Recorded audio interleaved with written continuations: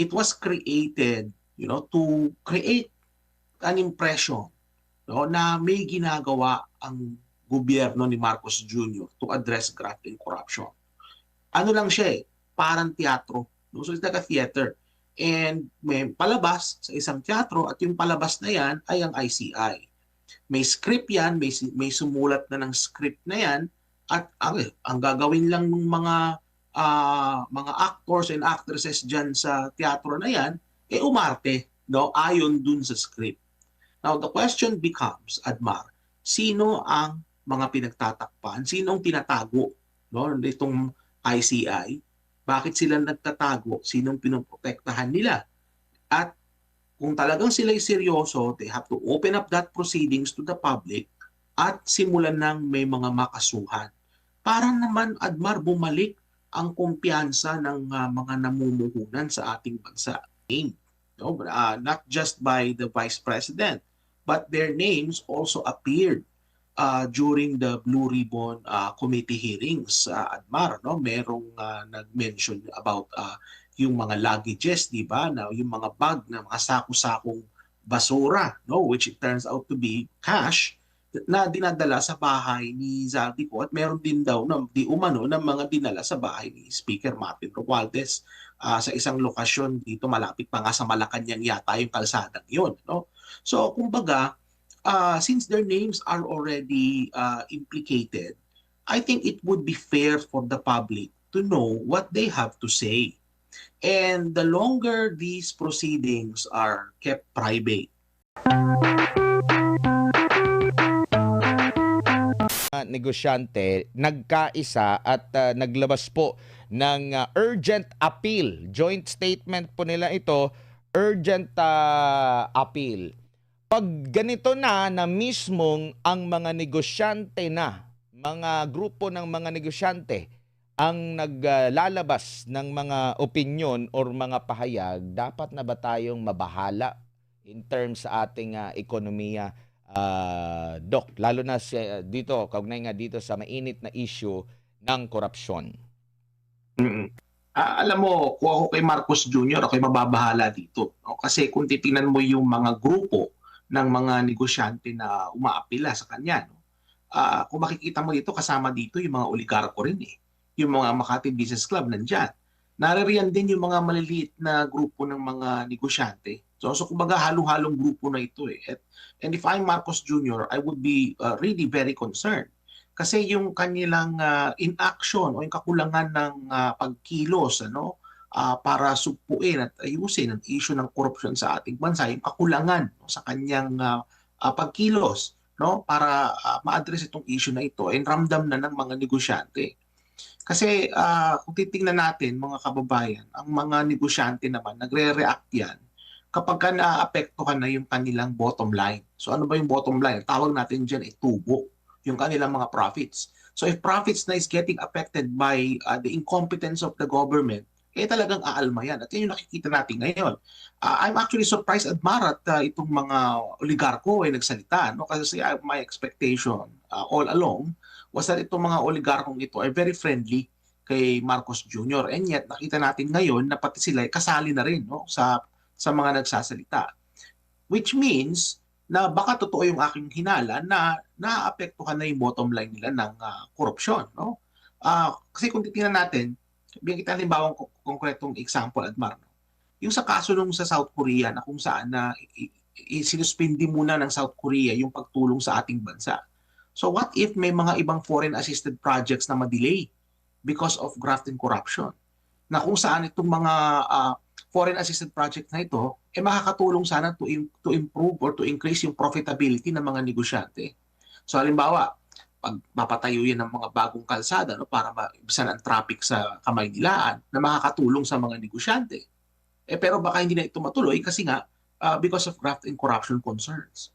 So itong mga ganitong klaseng sitwasyon, no, na nakaka-apekto sa profitability ng mga negosyante, talagang makikita natin na aalma yan. Kasi profit na yung tatamaan sa kanila.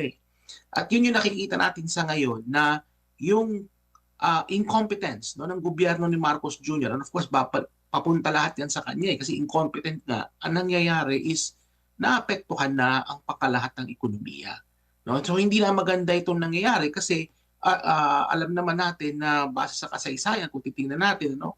Kapag umalma yung mga negosyante, kaya nagkakaroon yan ng cascading effect sa iba't ibang mga sektor.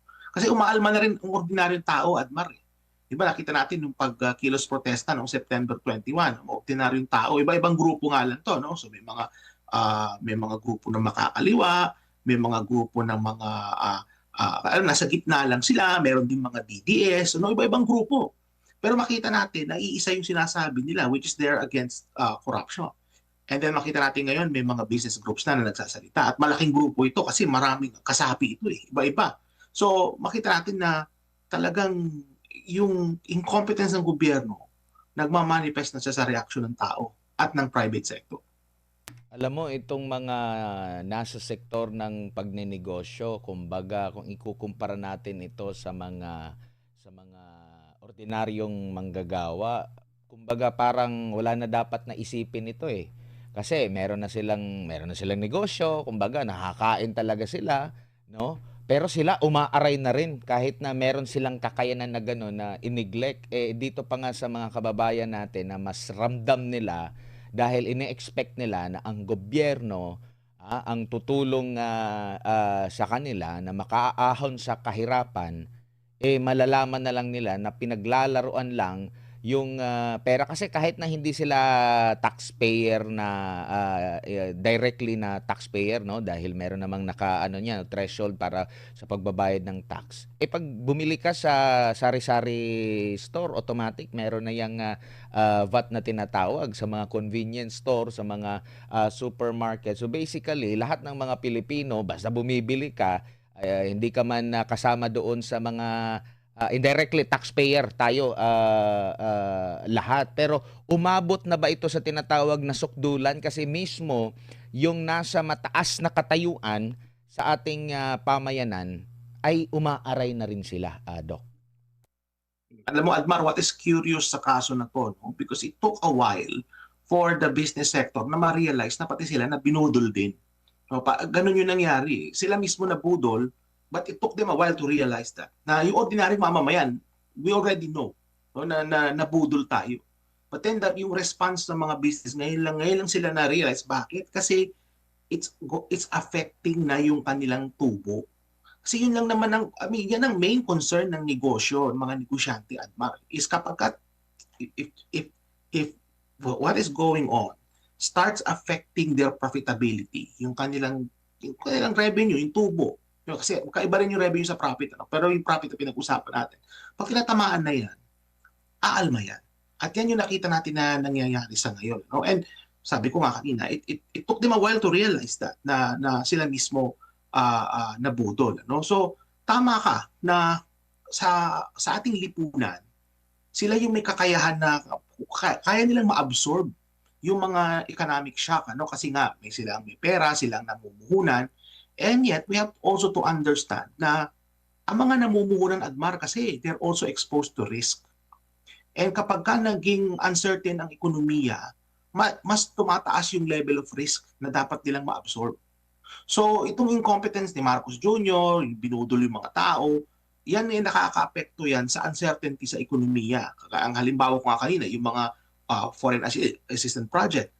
Ngayon, uncertain na yung iba doon because of issues of graft and corruption.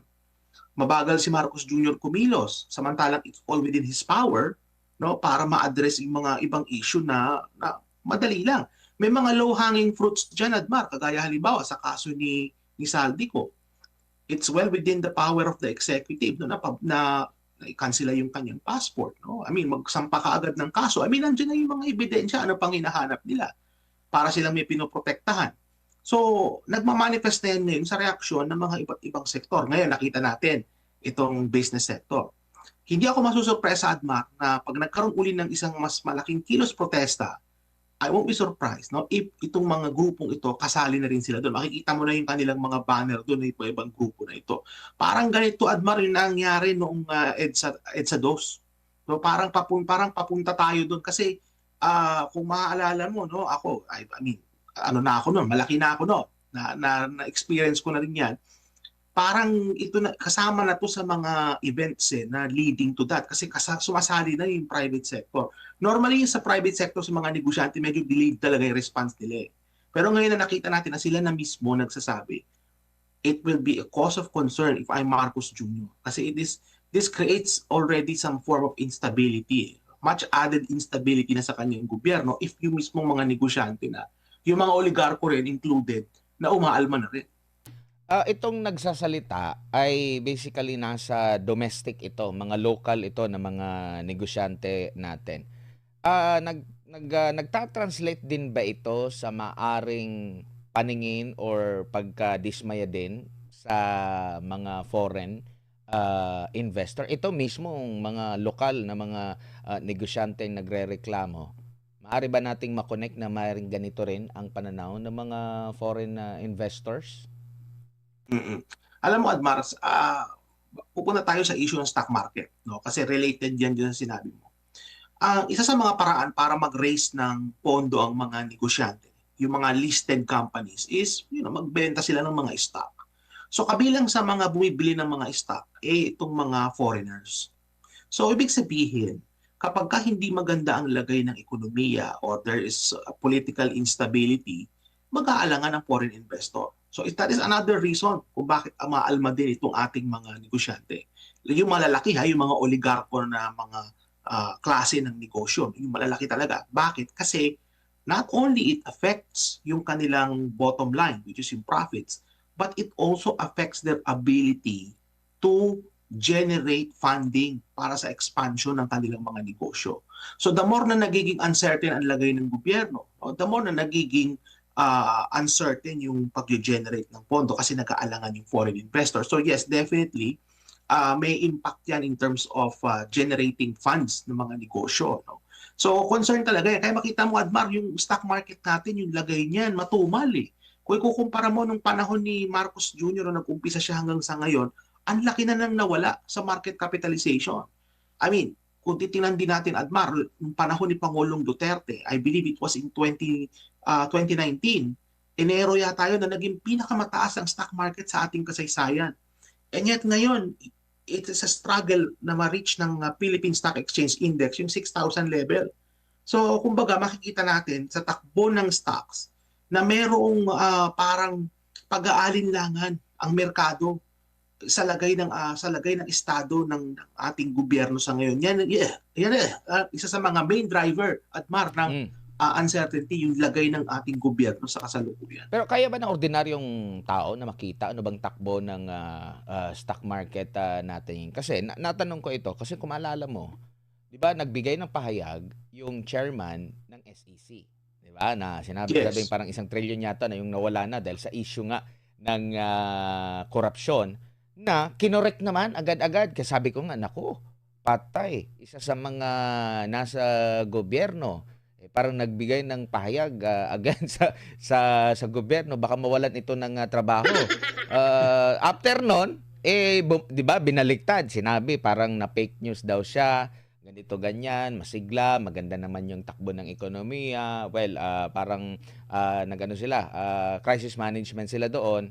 Pero heto, merong pahayag ang isang dating investor relations office head ng Bangko Sentral ng Pilipinas sa katauhan ni Cora Guidote, at nagsabi siya hindi lang 1 trilyon, kundi 5 trillion pesos daw ang nawala sa Philippine Stock Exchange sa market capitalization mula pa noong December 2024.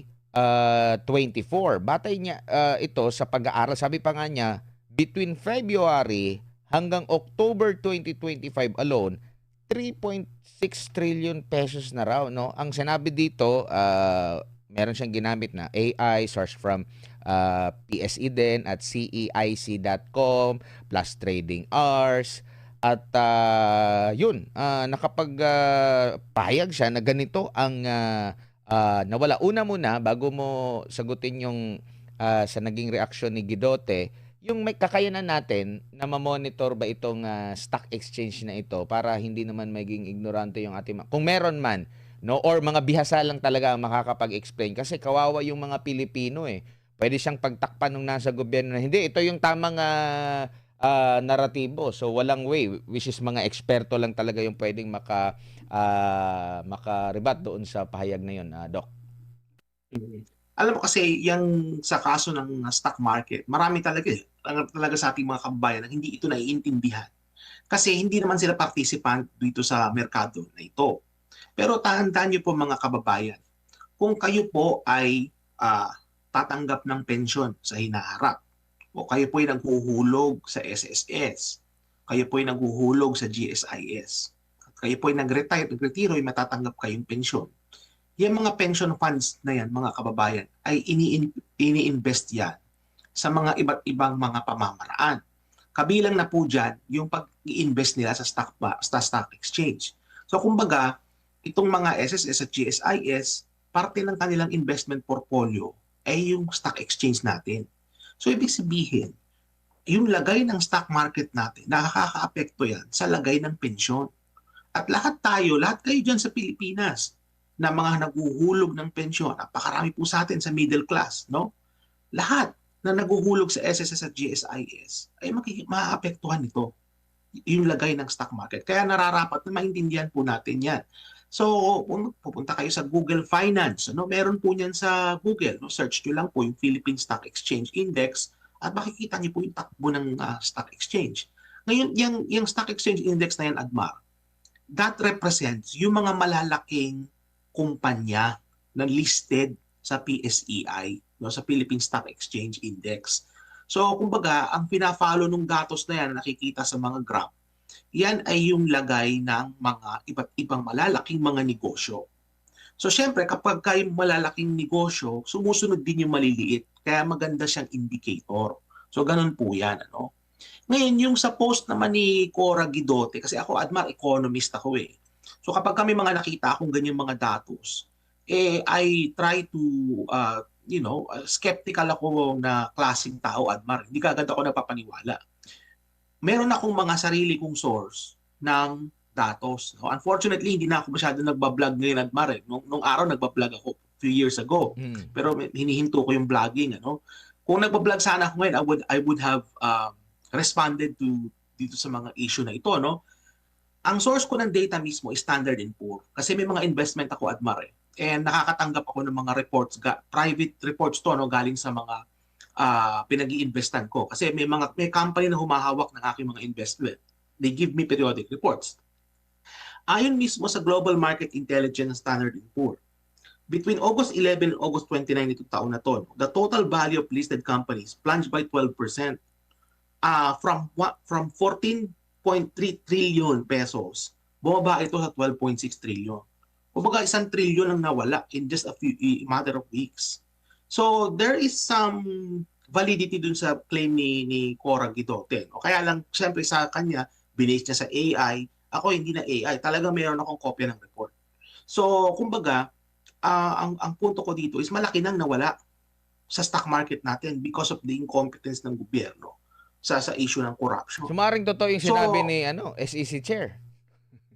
I mean, if I were to, this is a foreign company who gave me the report, which is Global Market Intelligence and Standard & Poor. Trillion yung nawala, no? So, syempre, baka napagsabihan yun, Admar. Napagsabihan yun yung SEC Chair. And of course, kung ikaw yung SEC Chair, napagsabihan ka, you just have to keep your mouth shut. Hindi ba? So sa palagay ko, ganun yung nangyari dyan, napagsabihan. Syempre, kung ikaw SEC Chair, you want to keep your pwesto. Di ba? You don't want to leave. So, kung pinagsabihan ka, quiet ka na lang. But the point of the matter is, wag na yung sinabi ng SEC Chair. Tingnan nyo na lang mismo sa graph. Tingnan nyo na lang mismo sa data. Makikita nyo mismo na ang takbo ng ating stock market ay pababa. Mentras, yung sa mga ibang bansa, hindi pababa ang takbo, Admar. Makikita mo may upward swings din yung iba, kagaya sa ibang mga bansa, no? So, kumbaga sa atin, bakit bumaba? Well, it's mainly a function of governance. Kaya bumababa is nakikita ng investor na, ganyan pala sa Pilipinas eh. May malala ang graft and corruption. So, magkakaroon ng reluctance ang investor mo. Mawawala, tinatawag na, Admar, yung investor confidence. Na-erode yung kumpiyansa ng mga investor na mag-invest sa Pilipinas, both portfolio investment at including foreign direct investment, including yung mga ibang bansa na willing tayong tulungan. Nawawala na ng confidence sa atin. So kumbaga, time is of essence here, Admar. Every day na na-delay, every day na wala silang ginagawa, every day ng kabagalan sa pag-resolba ng issue ng corruption, ang laki ng nawawala sa ating ekonomiya. So yung kada araw nila na nagmamabagal sila diyan, na wala silang napapakulong, wala pa silang kinakasuhan, yung ICI nagtatago, no? Hindi mo alam kung ano nangyayari dun sa loob, 'di ba? Sabi ni Montulpo, meron daw isang inimbitahan na nagwala daw dun sa loob ng proceedings ng ICI. Siyempre, sabi naman ng ICI, hindi daw totoo yun. Paano tayo maniniwala? Hindi naman nila live stream yun. So kumbaga, kung hindi nila ni-live stream yan, nagkakaroon ng mga marites. Hindi ba? Nagkakaroon ng mga haka-haka kung anong nangyayari doon sa proceedings, pinagdududahan. Pero kung i-live stream nila yan, makikita natin na meron talagang nangyayari. No? So, live streaming ICI proceedings rather, live streaming it could contribute positively sa confidence ng mga investor sa ating bansa. Kasi makikita nila na publicly available yung proceedings. Makikita nila kung sino yung kinakausap. Kagaya halimbawa nung pagpunta ni Speaker Martin Romualdez sa ICI, no? It would have been really great kung napakinggan natin what he has to say. Kasi syempre, part yan ng due process at na mapakinggan din natin yung side ni Speaker Martin. Unfortunately, hindi natin napakinggan yung side niya. Nagre-relay lang tayo sa kung ano yung sinabi niya nung press conference. Pero it would have been great. It would have been a matter of public interest Doon if we would hear what he has to say. Sa Senate Blue Ribbon Committee, bagamat alam natin merong majority, merong minority, maaari mong sabihin na ito kasi ito administrasyon, antay kasi ito na sa mga polisiya ng administrasyon. Pero doon kasi once na nagkaroon ng latagan, malalaman ng taong bayan hindi mo na agad maloloko. The way yung linyahan ng kanyang pagtatanong, merong pinagtatakpan. Ito okay to kasi dire-diretso. Yung mga ganun. At least doon yung transparency na sinasabing meron na raw transparency ngayon at gustong mapanagot, at least nakikita ng taong bayan na totoo talaga na kumbaga mas masasabi ko pa nga na nagiging independent pa yung yung mga ganong klase ng pagdinig sa Senado, kasi lahat pwedeng magdebate doon, pwedeng hindi sumasang-ayon sa dawin na pagtatanong, pero at least nakikita ng taong bayan, hindi sila bulag at makikita, malalaman nila, may pinagtatakpan itong si senador, medyo nilihis kasi after nung may ibinulgar wala nang follow-up question. Yung mga ganun na katanungan na mismong makakapagsabi ngayon talagang totally blind ang ating mga kababayan. Gaano kadelikado yan na blind ang taong bayan? Tingin mo ba, Doc, sa perspektibo nyo po, kayang matabunan or malihis ang pag-iisip ng ating mga kababayan sa mga ginagawa nito? Okay. Bago ko sagutin yan, there is an argument na sinasabi dyan na kaya hindi live stream yung proceedings is that nag-iimbestiga sila. So, kumbaga, saan ka nga naman nakakita daw na halimbawa kung ikaw ay police na nag-iimbestiga, isinasa publiko mo kung ano yung iniimbestiga mo. Di ba? Kasi they want to build a strong case. However, because of the public interest nature nitong sitwasyon natin, kumbaga, it's a matter of public interest na malaman ito. Kasi nga, yung scale ng corruption involved, Admar, is unprecedented sa ating kasaysayan. Napakalaki ng mga perang involved dito, and this is the worst corruption scandal that we ever had. Kaya it's really a matter of public interest. The more they keep hiding behind closed doors, the more na hindi sila nag-disclose, nag-live stream, nagsasa publiko, ang nangyayari lang dito, Admar, is the more na nawawala ng tiwala ang taong bayan at pati na rin yung mga nasa ibang bansa, mag-i-increase yung kanilang distrust, ma-erode yung kumpiyansa nila sa sistema sa ating bansa. At yan na nga, nakikita na natin ngayon, kagaya halimbawa, umalma na yung mga negosyante. Yung mga nasa ibang bansa, umaalma na rin, di ba? So, I don't know kung ano pang kailangan ni na Marcos Jr., ng ICI, para magising sila sa katotohanan na dapat na isa publiko itong proceedings ng ICI. Ngayon, may mga proposal pa, Admar, to give the ICI additional powers. No? Kasi nga, under the current setup, parang walang pangil itong independent commission na ito. No? So, kumbaga, kinakailangan meron talaga silang compelling power no, para mapuwersa nila yung mga resource person o yung mga respondent na umattend. No? Sa palagay ko, maganda naman yan kung gagawin nila yan. Kaya lang, kung hindi naman transparent yung proceedings, no? At parang ang dating pa nga, Admar, meron akong nasagap na itong kung hindi ako nagkakamali, executive director ng ICI para daw nagmamadali during the press conference. Parang maiksi lang yung press conference and then marami pang tanong yung mga journalist sa kanya pero parang mabilisan lang yung mga press conference. Para daw nagmamadali. Meron akong nasagap niyan. No? So, kumbaga, hindi dapat ganun eh. Kung live stream yung proceedings, diba? So, there's little questions that can be asked na. Kasi nga, people already witnessed what happened.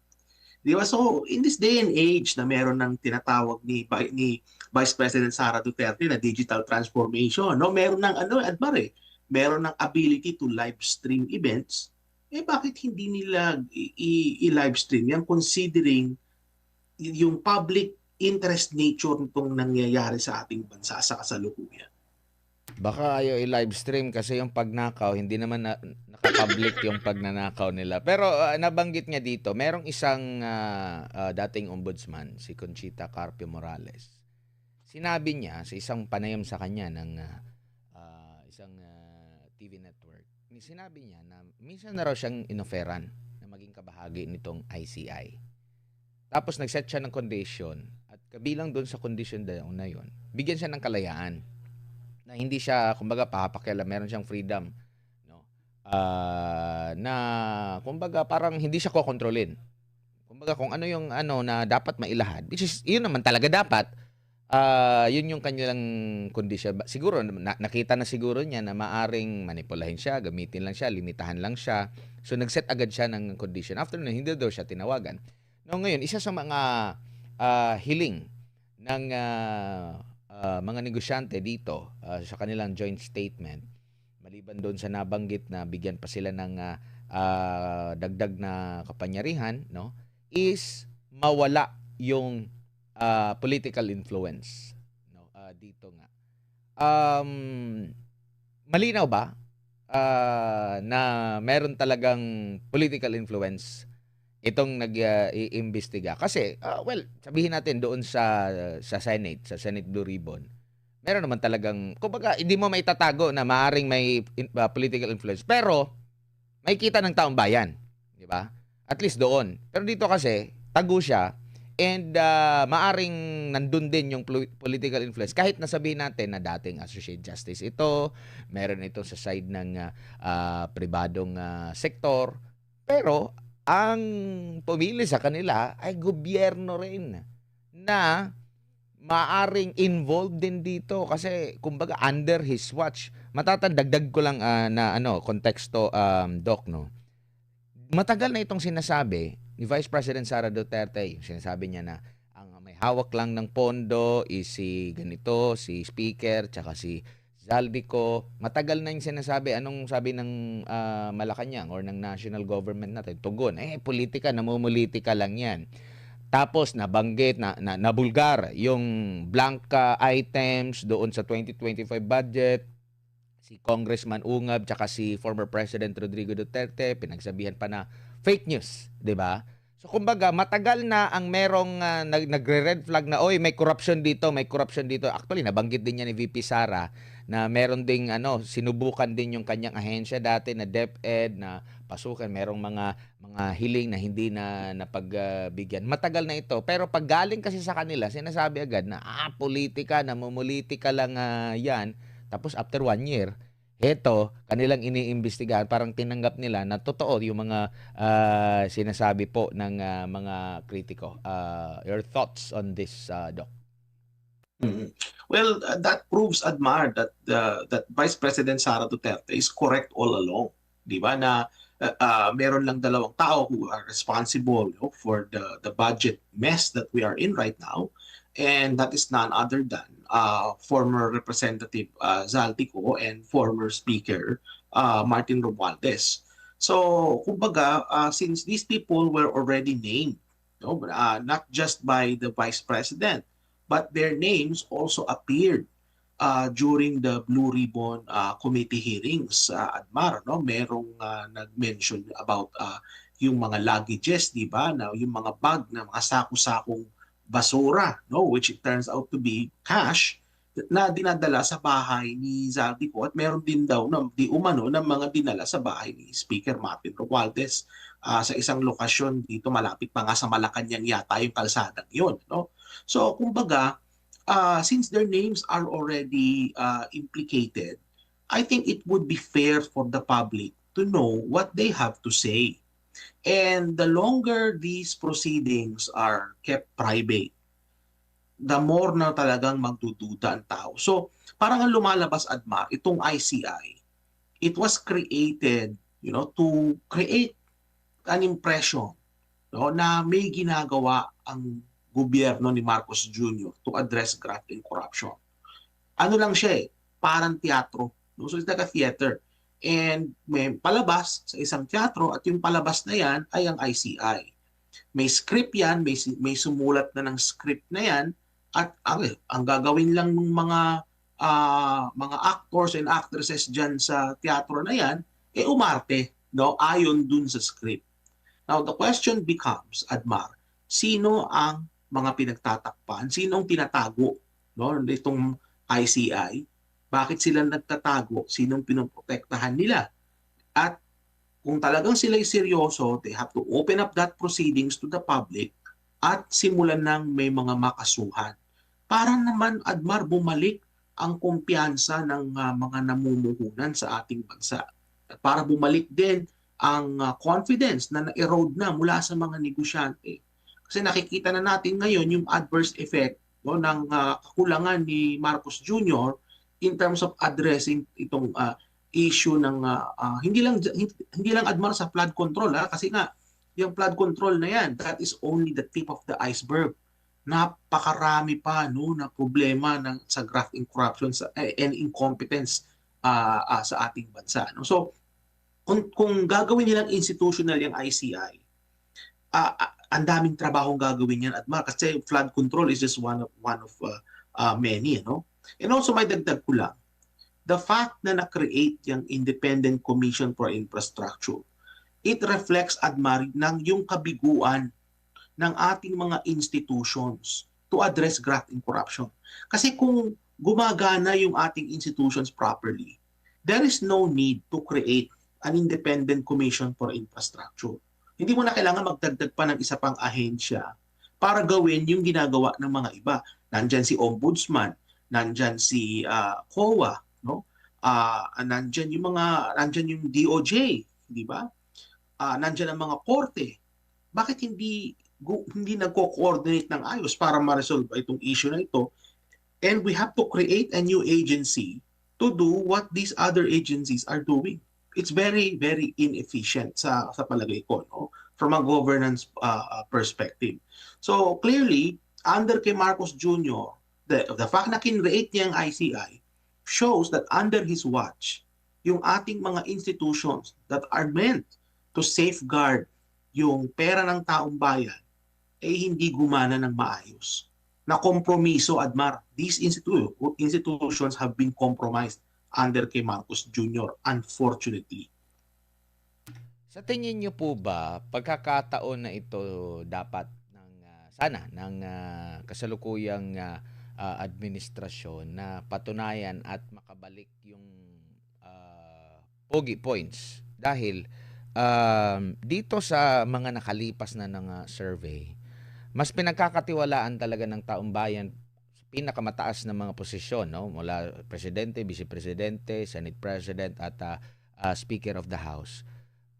Ang pangalawang pangulo sa recent nga na survey ng Pulse Asia, lumalabas 33 ang approval ni BBM, habang 55 ang approval ni VP Sara Duterte. Dito sa disapproval, talagang nangangalahati. Si BBM, 44 yung kanyang disapproval, 22 yung kay VP Sara Duterte, no? And sa nakikita nyo po rito, meron ding recent din yung sa pahayag survey ng publiko sa Asia. Ganun din ang vice presidente pa rin, no? Sa kabila na ito ng marami nilang mga ginawa, no, na sinasabing sa paglaban sa korupsyon, paglaban sa kahirapan, paglaban dito sa inflation, 'di ba? Yung inflation, kahirapan at korupsyon, nangunguna na 'yan sa pinaka-concern ng ating mga kababayan. Marami na tayong survey na nababanggit dito na nasasama sa ating talakayan na doc, na same yung nagiging pattern. Pero pag tatanungin yung palasyo, si Undersecretary Claire Castro, meron siyang pang-rebat dito na halimbawa doon sa kahirapan. Sinasabi nga recently pa ni BBM na wala na raw nagugutom, di ba? Pero ito same figures ang lumalabas pa rin na concern. And dito sa approval rating, sa trust rating, nananatiling mataas si VP Sara Duterte. Ano ang nakikita mo dito? Pagkakataon na ba sana ito na makabawi ng husto? Na sa publiko may masampulan, pero ang tagal yun ang isa sa mga question. Masyadong natagalan. Umabot pa ng ilang taon, umabot pa ng ilang SONA bago parang na-realize at tinanggap na meron talagang problema, Doc. Alam mo, napakaraming missed opportunities ni Marcos Jr. to redeem not just him, of course, his family, but also himself na na-miss out niya. No, napakaraming instance na niyan, ano, na miss out niya yung pagkakataon na para mag-create siya ng meaningful difference sa lives ng mga ordinaryong mamamayan. Ang example niyan sa ngayon sa kaso ng sa flood control, this would have been an excellent opportunity for him, you know, to redeem his reputation. No? Kaso nga lang, nakikita natin na mahina kasing klaseng leader itong si ating Pangulo sa kasalukuyan. He's a weak leader. And yung weakness niya nagmamanifest doon sa kabagalan ng pagkilos ng gobyerno as it relates to graft and corruption. At kita yan ng tao in contrast sa sinasabi ko nga na Duterte brand of governance. Kasi yung brand of governance ng mga Duterte, of course, we know nagsimula yan kay FPRRD, and we know that the daughter, Vice President Sara Duterte, also carries with her the same brand of Duterte brand of governance. At yan ay nakikita yan ng tao. And of course, nabanggit ko rin kanina, Admar, na ang mga mamamayan, na-realize na nila na nabudol sila. So, and yung realization na yan, na nabudol sila, is reflecting na sa mga survey. And makikita mo, Admar, consistent, no? Regardless of the polling firm, of course, may mga fly-by-night din na polling firm na hindi dapat paniwalaan, ha? Pero yung mga reputable na mga polling firms, gaya na pinakita mo sa screen, kagaya halimbawa also ng Publicus Asia, no? Makikita natin that the results are consistent. That Marcos Jr.'s favorability ratings have been slumping, and Sara Duterte has been consistently high. No? So that reflects na ang taong bayan, they can see already the difference between the two. And parang nagpapakita yan, Admar, nung tinatawag nating buyer's remorse. Ano ba yung sinasabing buyer's remorse? Parang, Admar, may binili ka, nung naiuwi mo na sa bahay yung binili mo, na-realize mo na hindi pala maganda yung kalidad nung nabili mo, nagsisi ka. Ganyan ang nare-realize ng ating mga kababayan sa kasalukuyan. Yung tinatawag na buyer's remorse. Now, it took some people na mabilis lang na ma-realize nila na sila yung nabudol. Ako for one, I still gave Marcos Jr. Admar the benefit of the doubt, no, noong mga unang 2 taon. Pero of course, nakita ko na ang takbo ng ating sistema sa ating gobyerno is going from bad to worse, no? So ako mismo nagsasabi na nabudol din ako. Eh ngayon, yung mga negosyante, ngayon lang nila na-realize yan at sila come out into the open na sinasabi nila na, Marcos Jr., you have to do something. To the effect na pati sila nabudol din. No? So these numbers reflect yung current situation ni Marcos Jr., which reinforces yung narrative, Adma, that precarious yung sitwasyon ngayon ni Marcos Jr. Ibig sabihin ng precarious, hindi stable. Kasi makikita mo that people are liking the Vice President more than liking the President. The private sector is speaking out. Ordinary people are out in the streets. No? And I won't be surprised kapag mas lalaki pa ng lalaki yung mga kilos protesta. So, if I'm Marcos Jr., I should be fast. No? Makita mo ba nung unang 3 taon, Marcos Jr. was nowhere to be found. Except that he traveled a lot, di ba? Puro biyahe ng biyahe yung president natin nung umpisa. Where was he yung mga nagkaroon ng mga crisis? No, he was nowhere to be found. Nito na lang yan siya lumabas nung nakita niya yung kanyang numbers bumababa na, and at the same time, may mga instability na nangyayari sa kanyang gobyerno. Hindi ba? So, there were many instances na na-redeem sana niya yung kanyang reputation, but yet, he missed many of those opportunities. Ito nga ngayon sa flood control, dapat hindi na niya sayangin yan. Kaya lang, it seems to me, hindi sila seryoso sa pag-address ng graft and corruption. They're more busy protecting people than actually addressing the issue of graft and corruption.